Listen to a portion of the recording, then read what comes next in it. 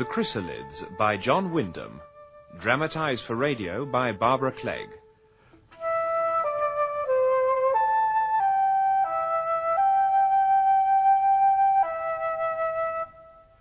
With Stephen Garlick as David.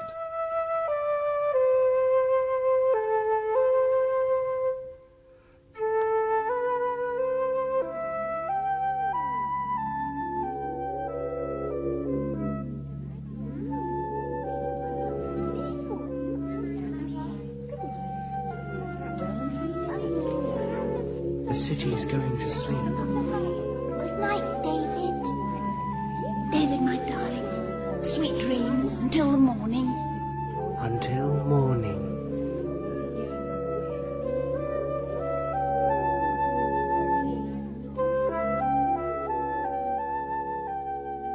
Dreams.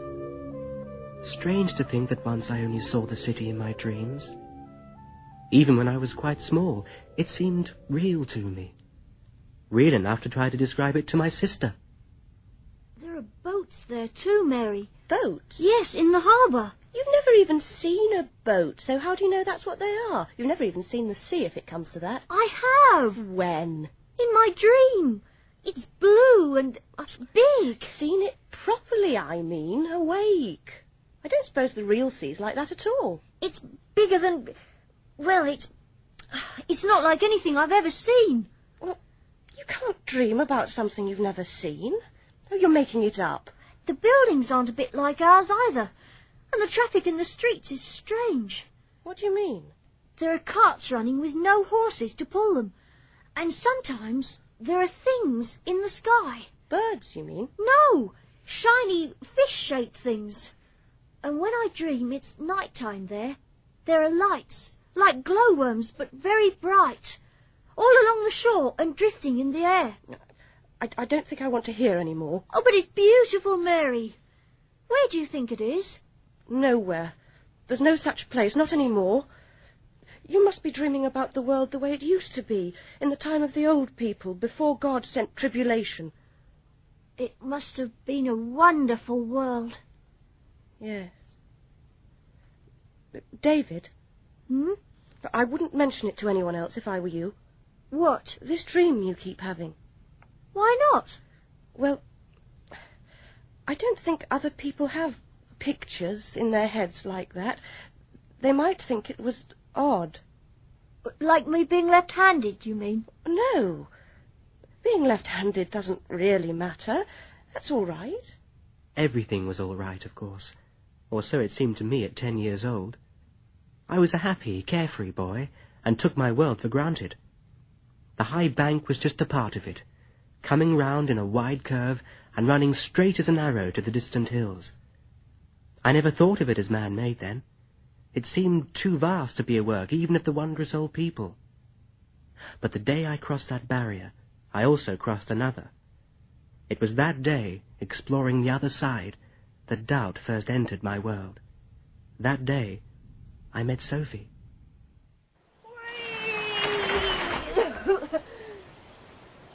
Who's there? Hello. Who are you? I've been watching you sliding down the bank.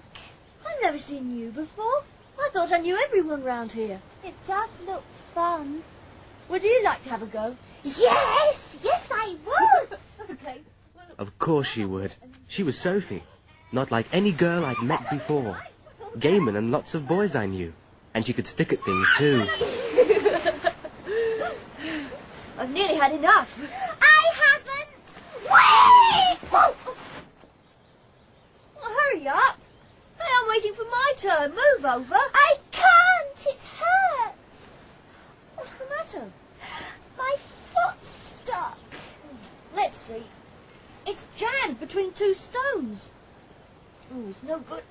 I can't budge them. Try and sort of twist your foot out. Well, come. Wait a minute, I've got a knife. What's that for? To cut the shoelace. I can't get at the knot. I mustn't take my shoe off. Why not? Look, if you don't take your shoe off, you'll be stuck here forever. You'll probably die here. All right. But But you mustn't look. Oh, I can't help but look, can I? Ooh, it's a bit puffy. It's swelling like anything. And... Oh. Poor Sophie. She couldn't walk. She couldn't even put her shoe on. And all she wanted was to get home. It's all right, Sophie. Sophie! I'm sorry, Mummy. Oh, your knees. I carried her as far as I could. I had to crawl. They're all bleeding and your foot, Sophie. Come inside. Warmth. The Wenders' home was filled with it. Different from mine in every way. Much smaller. No texts hanging on the walls, and no disapproval. There. Now, pat it dry and kiss it better. And now, the bandage, please, David. Yeah. And when we've made it more comfortable, we're all going to have something to eat. And then you, my poppet, are going to hop up to bed. I'll have to, 'cause I can't walk. Come on, then. And that was how it was all through the meal. We never laughed at meal times at home. It was like a revelation to me that people could be so relaxed together. But after Mrs. Wender had carried Sophie up to bed, she came down and sat beside me, and she was much more serious then. You're a good boy, David. Thank you for being so kind to Sophie. She was very brave. It must have hurt like anything. You saw her foot. Yes. Did it seem odd to you? You mean because it's got an extra toe? Yes. You are the only person who knows, except for her father and me. Nobody else must. Ever. That's very, very important. Why? Because if anyone were to find out, they'd be terribly unkind to her. Sophie? Yes. Because she's got 6 toes? Yes. So, we've got to keep it a secret. You promise, David? I promise. I was halfway home before any connection dawned on me. The connection, that is, between Sophie's toe and the precepts which were dinned into us every Sunday, including the definition of man. And each leg shall be jointed twice, and have 1 foot, and each foot 5 toes, and each toe shall end with a flat nail.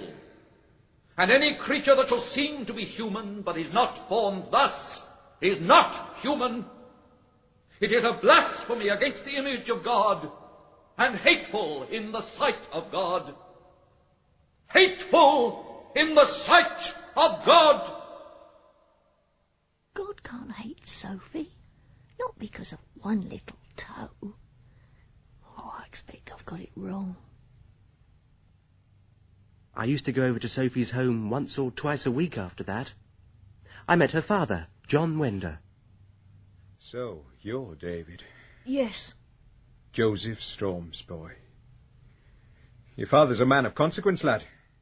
Wacknock Farm, a magistrate, a preacher. Yes. And more than that, he's a very pious man, isn't he? With a keen eye for a deviation. So you'll know what an offence is, eh, lad? An offence.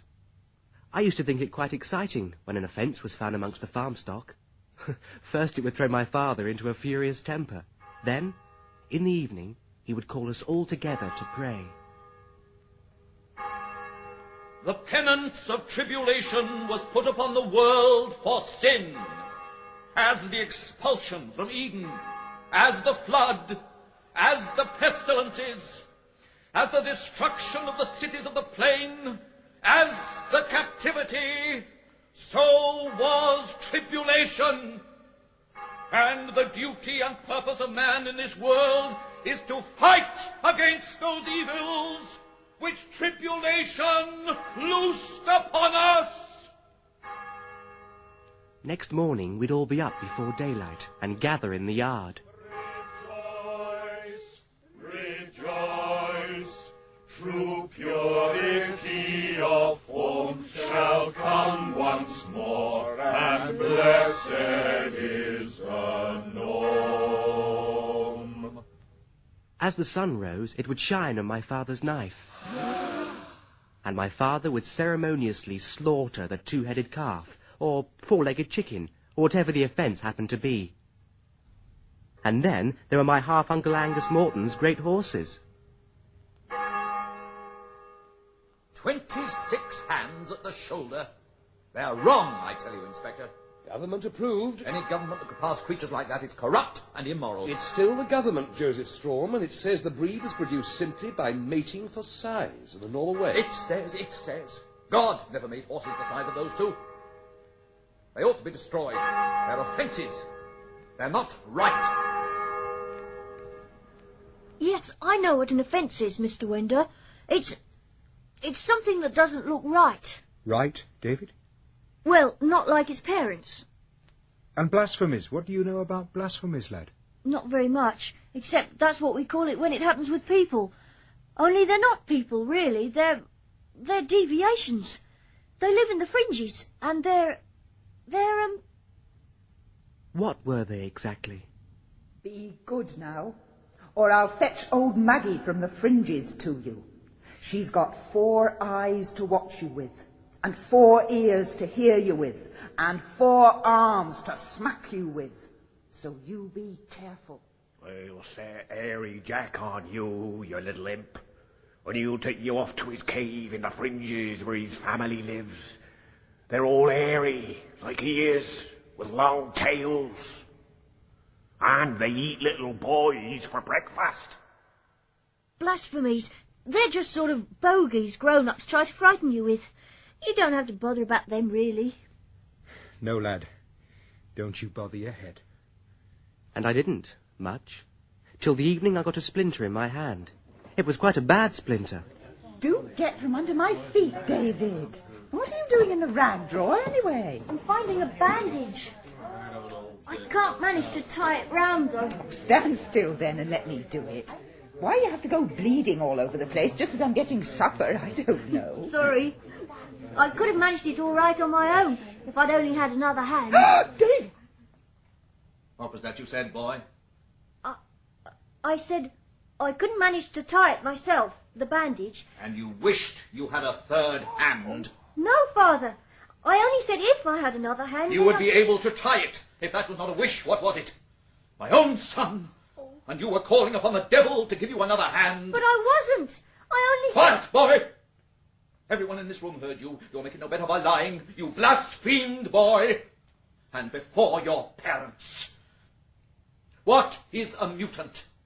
a thing accursed in the sight of God and man. And that is what you wish to be. Down on your knees. Kneel and pray. Every one of us, down. Lord, we have sinned in omission. Lord, we have sinned in omission. We beg thy forgiveness. We beg thy forgiveness. That we have not better instructed this child in thy laws. Later that evening, my father instructed me in his own particular way. Pray for forgiveness. A forgiveness which you do not deserve. A forgiveness which God may grant you in his infinite mercy. Ow! Though you blasphemed in your heart and in the wish of your heart. Ow! I remember lying awake in the dark, puzzling. If it was a terrible thing just to think of having 3 hands, what would happen if one really had them? Or anything else wrong? Like an extra toe. And when at last I fell asleep, I dreamt.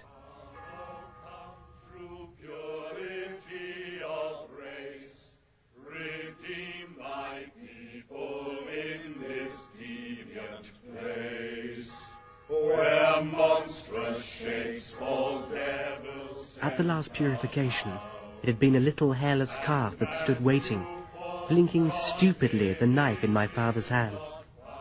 This time, it was Sophie!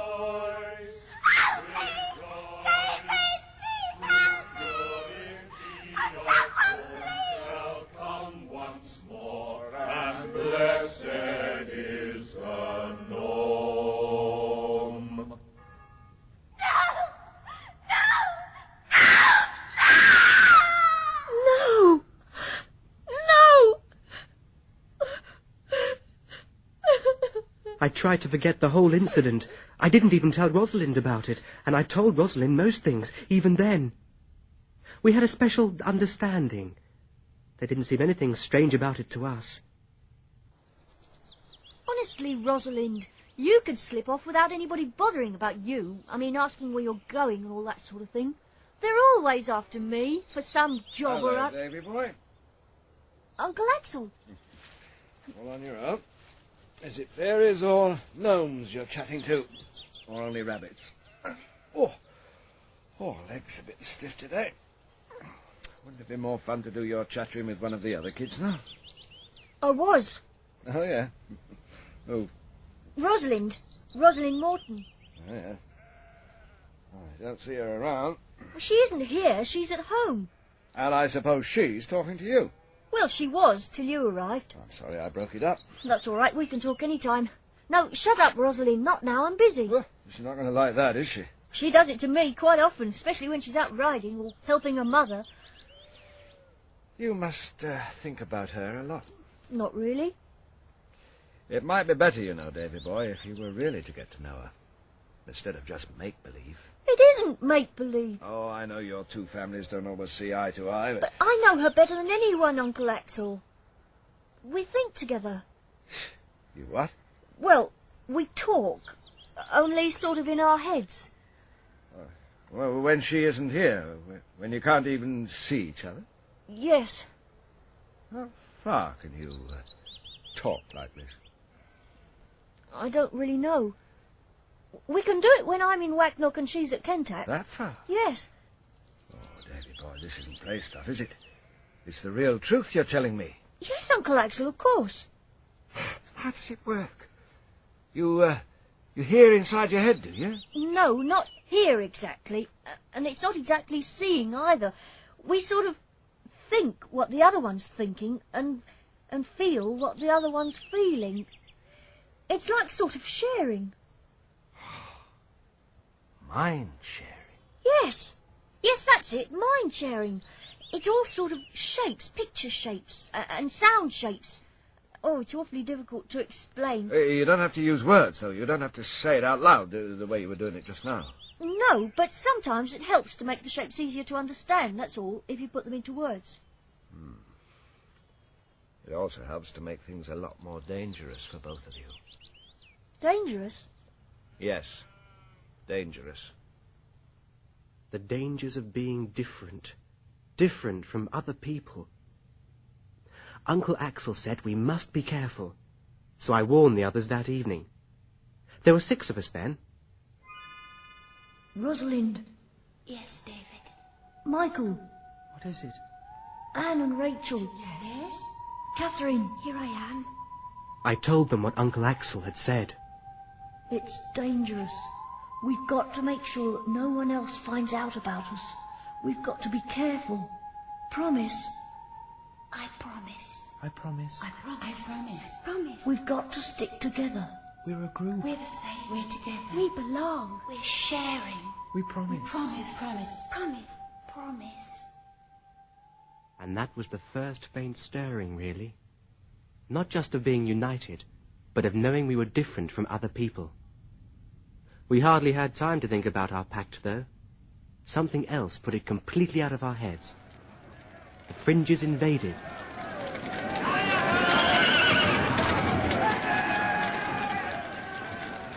Wacknock was a rallying point.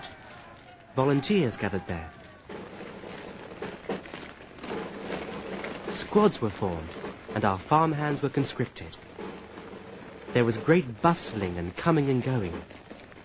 There was only 7 miles between us and the invaders. Come on, man! All's well! They're on the run! Was there much fighting? Is everyone all right? A good few of us wounded, 6 killed. 30 or 40 of their lot dead. That's put fate to the Fringes. And we've taken one of their leaders prisoner. It was later that day that they brought him in, tied onto a horse, a whole company of them, filling our yard at Wacknock.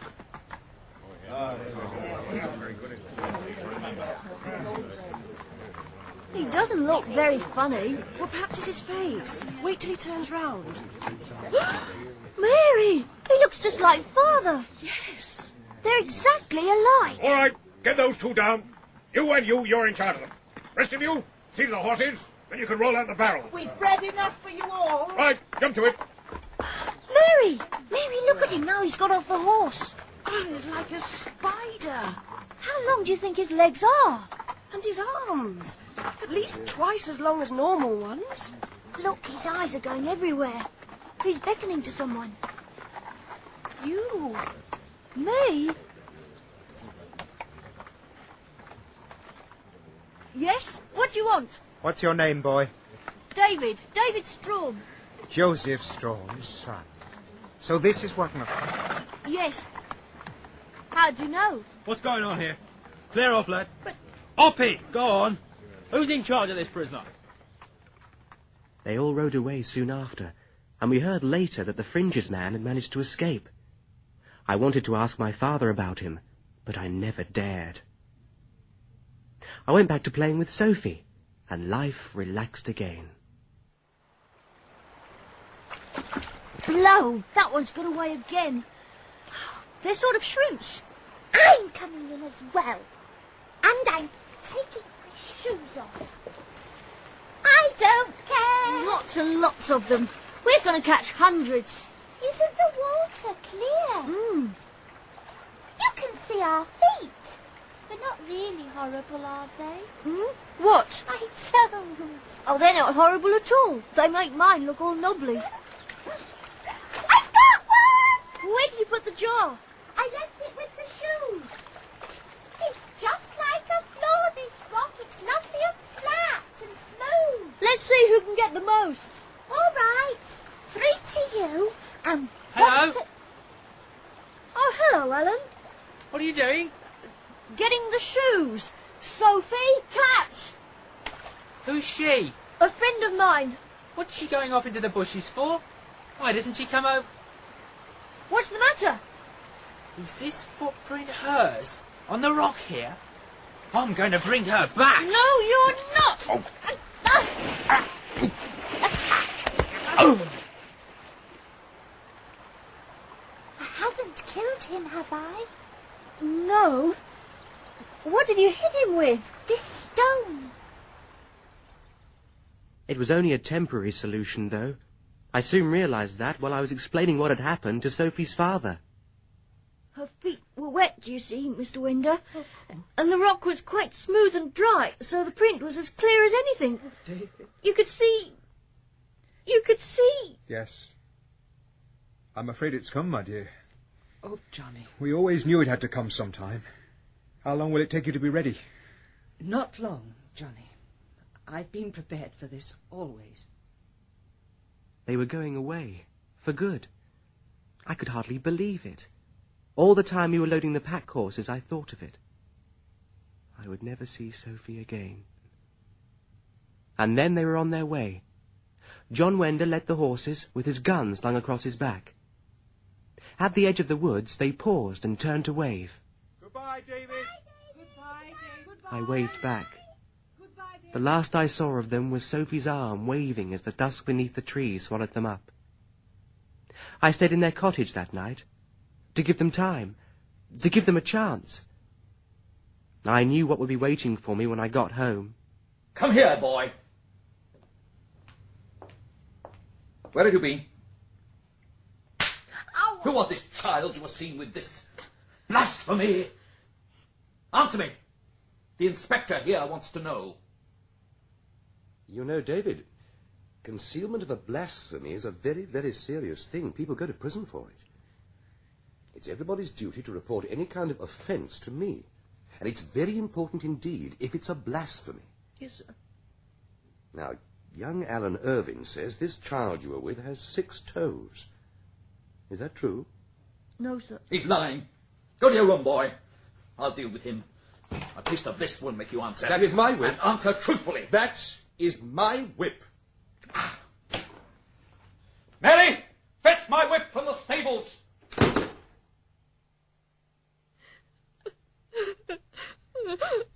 Oh, David. Your back. I told... I'll dress it for you. I told him, Mary.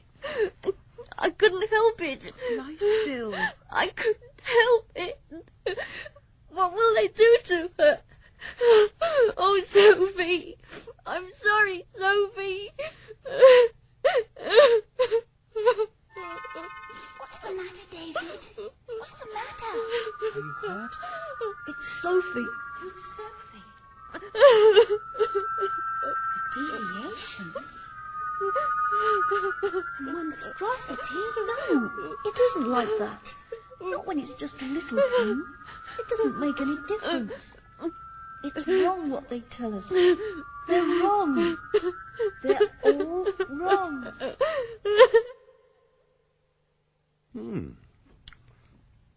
Rather good sweets, these. Are you sure you won't have one? That's it. Well, don't crunch it. Suck it and make it last. How long have you known that Wender child? What is her name, by the way? Sophie. Ah, Sophie. Yes. And how long have you known that Sophie deviates? Quite a long time. Well, that's bad, you know. It's what we call abetting a concealment. Deviations may look like us in a lot of ways, but, well, there's something different. Sophie isn't really different, though. She's my friend. My best friend. Yes, loyalty is a great virtue, but one day you will understand the importance of the greater loyalty, the purity of the race. That is, that... They've caught them. All three of them. Oh, Sophie. Oh, Sophie. The inspector was a humane man. He slipped back a few minutes later to say that my information had had nothing to do with it. He thought that would make me feel better, I suppose. It didn't. The sort of world I lived in was slowly becoming clearer to me, but I couldn't come to terms with it.